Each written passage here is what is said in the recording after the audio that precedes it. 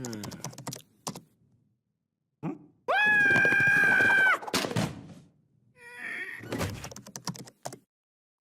what's going on YouTube? Happy belated New Year and welcome to the 2017 year-end update crypto mining with 0% financial risk video. Now this is the 5th time I try to record this. I initially started this in early December, came down with bronchitis.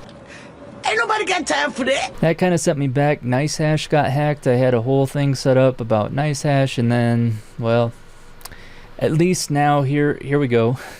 And in case if you haven't seen it, there's a previous video that I posted, the beginner's guide, casual cryptocurrency mining with 0% financial risk and is it worth it? And in that video, it was intended just to be kind of a vlog style because I thought it was, you know, I've had a lot of fun messing with it, and my goal initially in there was to make $350, and then it just kind of branched off from there, and I go through and show, you know, different things that you can do with Bitcoin, you know, how I bought things from Newegg or Purse.io. And so if you have or haven't seen that, you can watch that one. And then this is going to be the first of a series. I'm going to actually, since there's so much stuff I want to cover and give updates on, I'm going to break these up and put them in a playlist so that you can watch the ones that you're actually interested in. This one, we'll go over to the topics here. And you can see this one, I'm going to cover the year-end update, so I'll show you how much I made and end up making for the year, and some strategy adjustments going forward into 2018, which we're well on the way now, so I'll show you some of the things that I'm doing with that. And then cover why I'm going to be using BTC-only pools for payouts, at least for now. And then just share with you a couple of eBay scams that I've experienced as a seller and a buyer, just to kind of give you a heads up with that. And then touch on my Bitconnect experiment. And again, this is going to cover a lot of the questions and comments that from the previous video. But a lot of you that are brand new, maybe you have a 1 GPU or thinking about getting into mining and want to stick your toe in, or or cryptocurrency in general. I mean, for me, it wasn't until I actually was using Bitcoin and see how it works, and it's like, I'm not just holding, I can actually do things with it. That's when I really kind of saw the power in it. So I wanted to at least give an opportunity for those of you that are brand new or don't have a way to mine, just to offer a 24-hour GPU mining. I usually do it anonymously on the weekends as it is, because it's still profitable. So why not pay it forward, So, and I might have an S9 coming. We'll see. And if that's the case, then I can mine with your Bitcoin address with that. But again, it's not going to be a lot of money, but it's just so if you're new, you can get a little bit of Bitcoin to get started like I did. And then these other topics here are ones that I'm going to be covering. I'm not necessarily going to cover them in this video, but like I said, I'm going to create a new playlist to where I touch base on these. And so for example, I do run a full node, so I can show you some of the, and there's no financial incentive to run a full node, but I'll go over, show you how it works, and if you want to support the Bitcoin network, or use it as a wallet, and go over some of the differences between running a full node and a mining rig. What are the differences? And then as I've evolved from a casual miner, I still consider myself a casual miner, but I have full-on rigs now. And so I'll show you my GPU mining setup. And when NiceHash got hacked, I actually started using Awesome Miner, but not in any way that I've seen other YouTube videos to date. It's actually being used as I'm using it as a monitoring and central management of all my devices in conjunction with the PRTG network monitoring, which is free. So I'll show you all that and how to get all those set up. And then now, to me, 0.1 Bitcoin being worth over $1,000 right now is a lot of money. So I would recommend getting a hardware wallet. A lot of people use Trezors and Nano S's, but I use the KeepKey hardware wallet. So I will have another series one of these upcoming videos, I'll show you why I went with that one. So with that out of the way, let's just jump into it. So in 2017, I started with 3 GPUs, end up adding 14 with profits.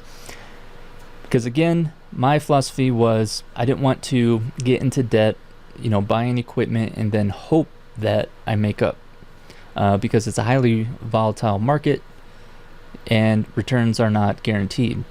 So I took the approach of just mining with what I had, and then as I accumulated, then I would buy a GPU, and in the previous video I showed an example of doing that. But then Bitcoin went parabolic, and that's when I made a slight change in that I didn't think especially when it was like around 19,000.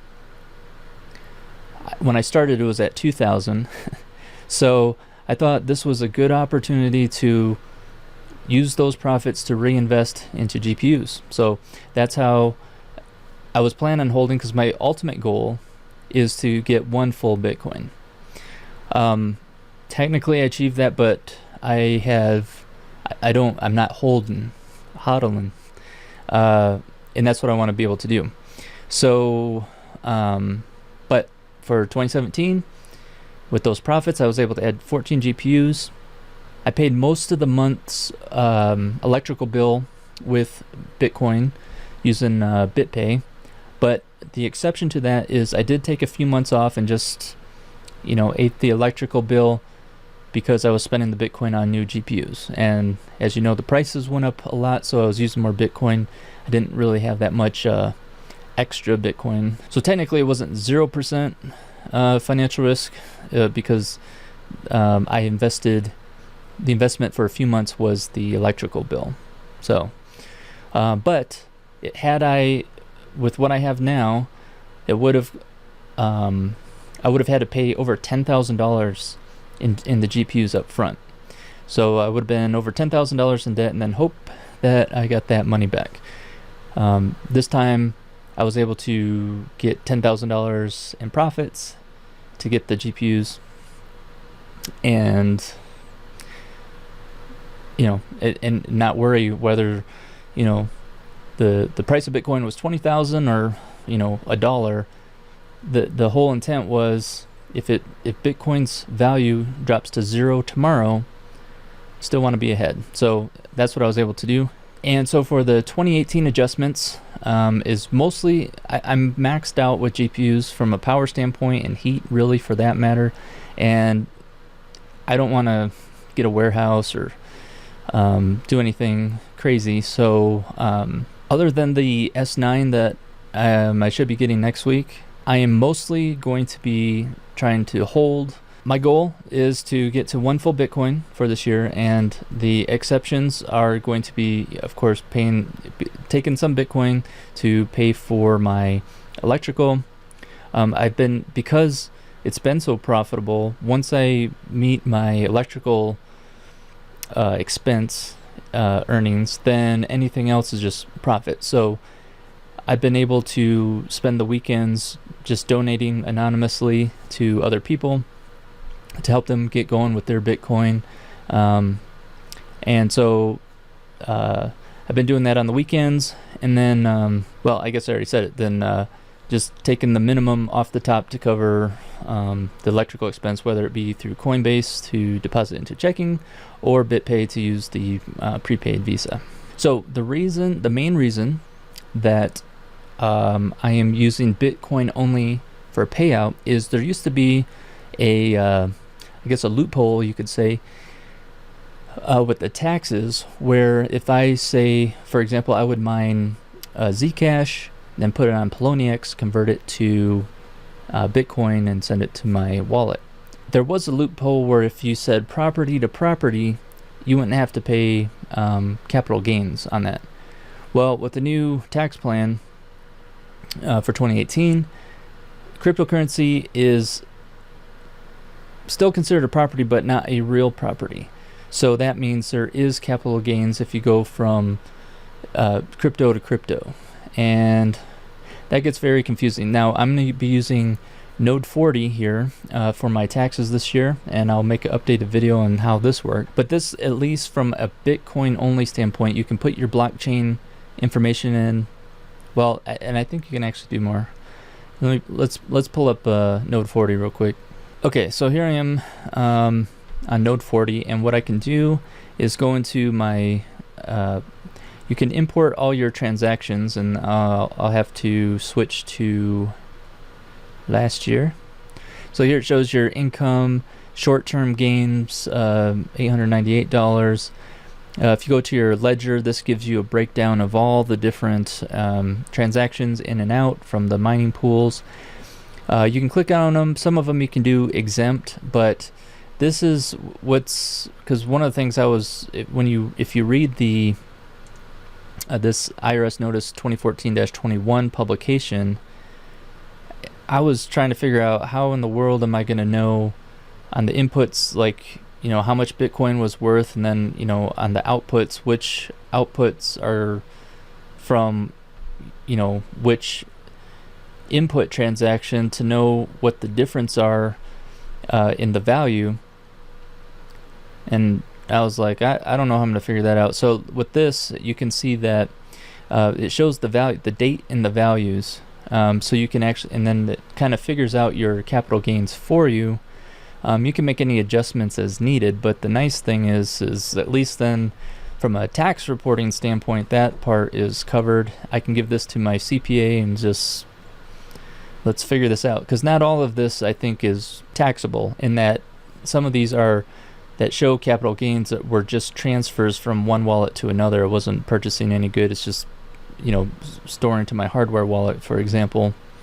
Like this one right here shows the Keep Key wallet, $105 in short-term gains, but I mean, all I did was transfer it from Electrum to a hardware wallet. So that stuff like that we'll have to figure out. But the nice thing is then at least all the transactions are there. You don't really have to worry.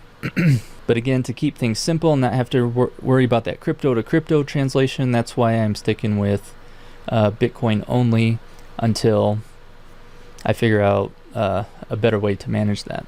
Also, with the new tax plan, I started an LLC S Corp, so I can get the tax breaks for the pass-through income, as well as take advantage of some of the loopholes they left in, such as the deferred interest.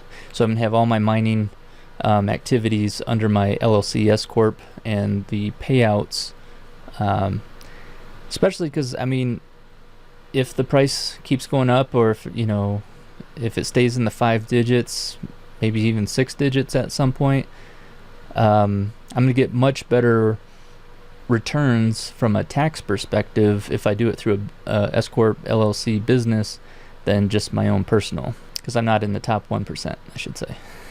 Now, as far as the eBay scams, from my first-hand experiences, as a buyer, without me even saying anything, 99.9% of you are going to have this immediate reaction.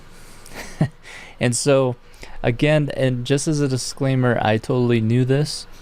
But again, it's one of those things where, you know, I'm risking profit. The way that I was looking at it was, it was going to take it was going to add an additional 2.5 weeks to whenever I meet my one full Bitcoin goal. It's going to add an additional 2.5 weeks to achieve that goal if this ends up being a scam. So, yeah, and it's pretty obvious. You know, you don't want to buy anything with Bitcoin, especially on eBay. So let's go to eBay real quick. All right, so this is the item I attempted to buy. It was the S9, 13.5 terahash with the power supply. Look at that price, $2,500. Most of it's at least double that. Said it was being shipped from Chicago, had a relatively high feedback rating. It was like 96.8. But then when you look at the description here, it was saying to send 0.18 Bitcoin to this address. Include the address, name, notes in the Bitcoin transaction, and do not purchase the eBay listing or we'll close it out. He's got 3 available.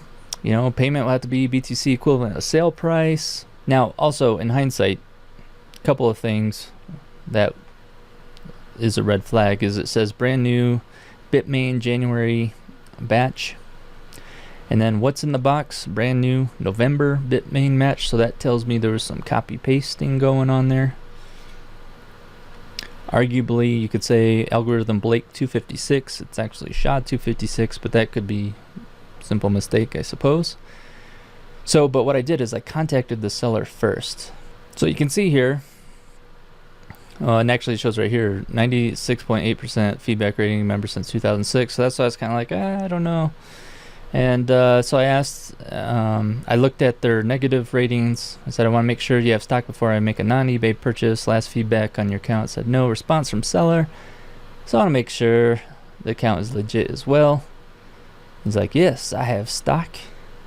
So long story short, I asked him if I could send him my information through the eBay messaging, since I was sending it from my KeepKey wallet and I can't add messages to that.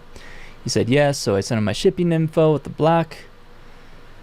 He's like, as soon as it confirms, he'll send me a track it number. And then he said, you know, you got the last one. So I was like, sweet. And then he sent a tracking number. And so for about a day, the tracking number was just the shipping label. So I was figuring, I'm never going to get that. But then, next thing you know, it was dropped off and on its way. Sweet. Then finally when it came, got to the mailbox. First of all, the box wasn't big enough to begin with. And when I picked it up, it was light as a feather. And when I looked at it, it had like John Doe and a fake address for the return. So open it up, and then there's some crumpled up boxes within it. So, of course, I send a message to the seller, don't get a response. But fortunately, they made a couple of mistakes. So, not only between the post office and eBay, I had guaranteed, painted in the corner, who the person was, their address, their phone number, and nail in the coffin evidence for mail fraud that I could nail them with. So I was just going to report them to the local police and FBI for the mail fraud and at minimum. And but then I was like, maybe I'll give them an opportunity to pay me back. So long story short, desperate times, different measures. It's a young kid. The number I had was actually his parents, and I had to tell his parents his dad wanted to make sure that it got taken care of and wanted me to keep him up to date that this gets rectified. So, because I said I gave him 24 hours to pay me back, that person already cashed out and had to buy some new ones, so I gave ample time, which will be next weekend. Otherwise he'll be going to court. But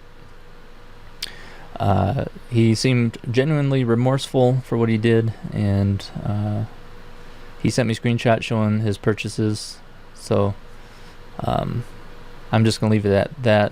Now, as a seller, when I was borrowing the Avalon 741s from a friend of mine, those were cost them at the time with the electricity. It was costing me about $5 each, and so I thought I would offer to sell them like a 24-hour cloud mining contract for 24 hours, and at cost with just a little bit of profit over the actual cost, because then what I was charging was, a fraction of what other people are selling with a lot less hash rate. So what I tried to do to protect myself was, after they made the purchase, I gave this kind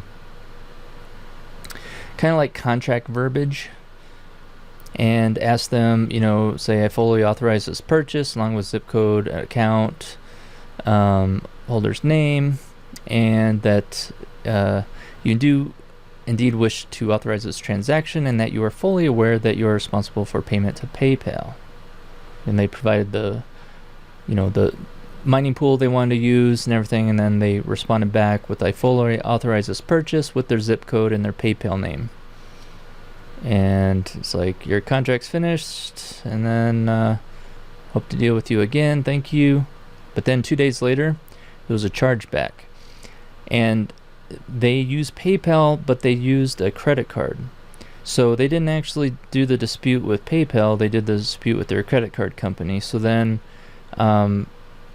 basically PayPal had to act in my behalf, and I had to send these messages, copies of these messages showing that they fully authorized it, yada yada. But at the end of the day, the credit card company sided with their customer, so I got a $20 fee and lost all the funds from the sale.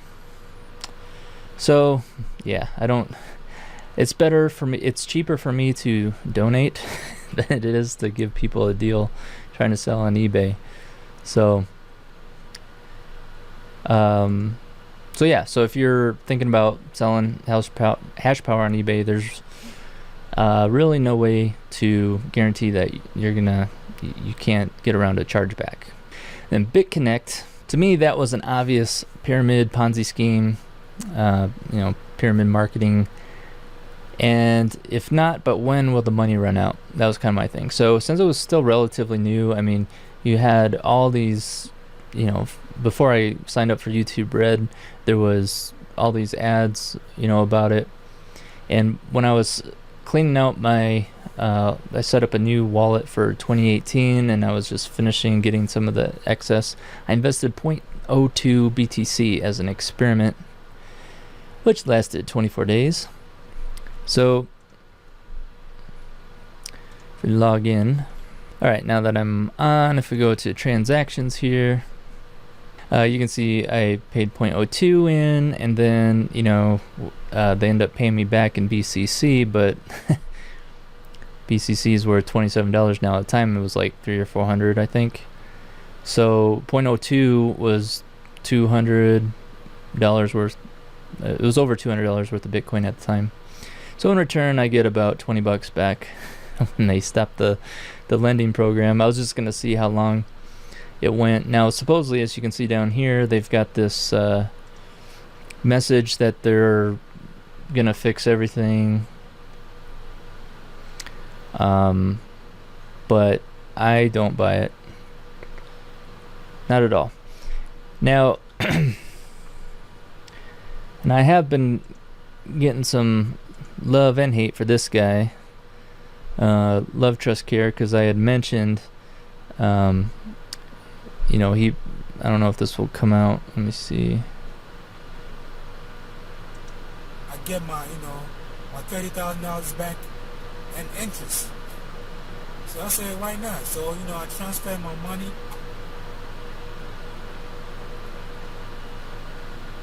into Bitconnect. I mean, it took like, 3-4 days.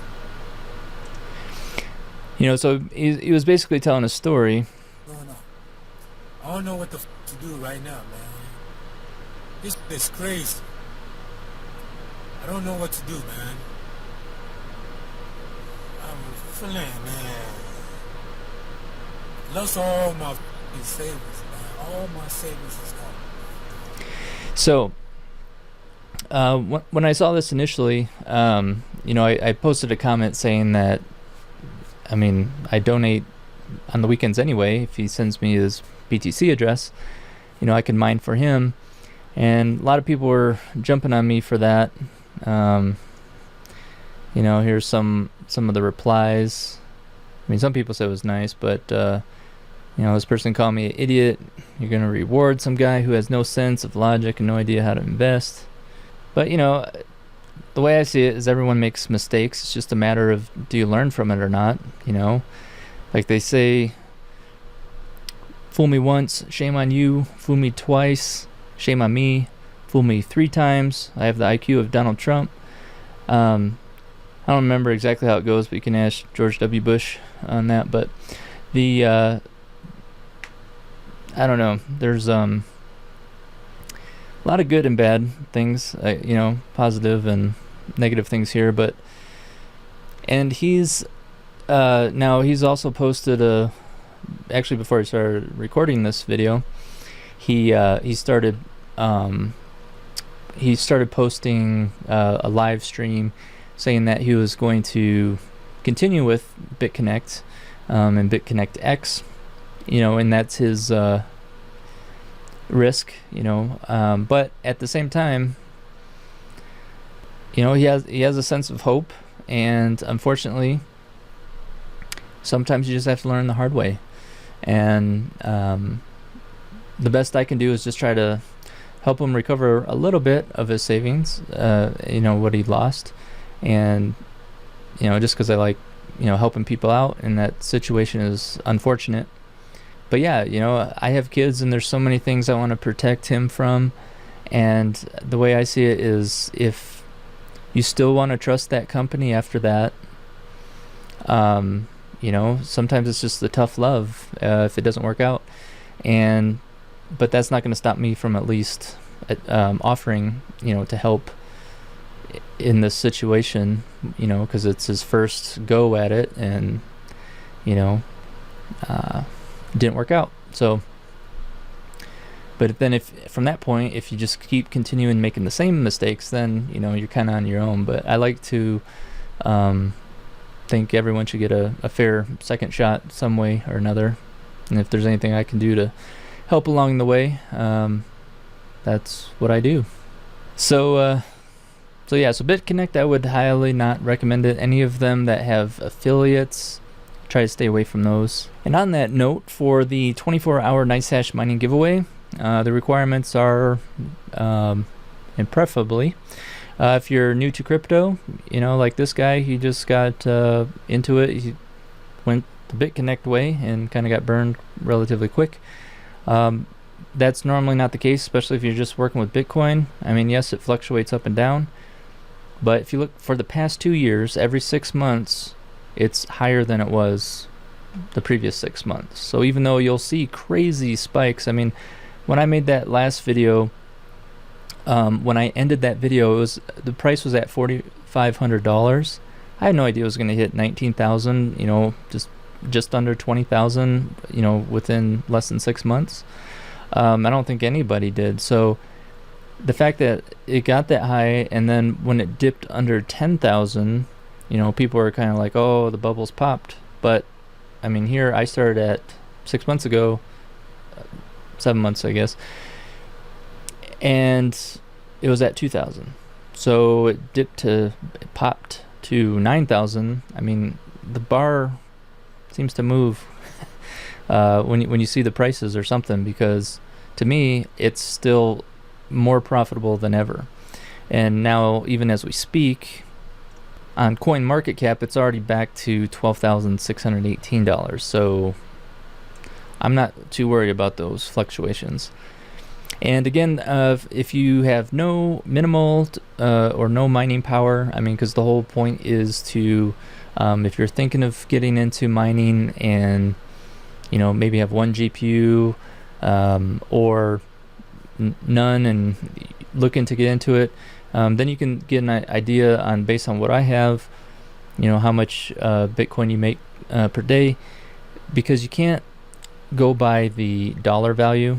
One thing's, for example, I am using Awesome Miner, and if you go to the dashboard, I mean, even right off the bat, it just refreshed and switched greatly, but I don't like this because there are so many factors when you're looking at it from a dollar perspective, because you've got the difficulty ranges, how many shares you're getting, and the price of Bitcoin fluctuating every second.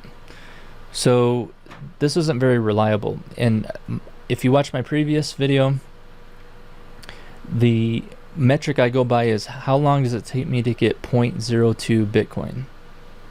And when I first started with the 3 GPUs, it was basically 1% a day. It's back to 1% a day, but with 18 GPUs, And like I said, I'll make another video going into this. But again, then you can at least get an idea of how much Bitcoin, and or if you want to look at the US dollar amount, you can see what you'll get. This is my new wallet for 2018, and where the gaps are is when I'm donating to other people. And I'll be going into how I'm using Awesome Miner, because I'm actually using just the remote on all of them, and this Awesome Miner, there's no local mining going on.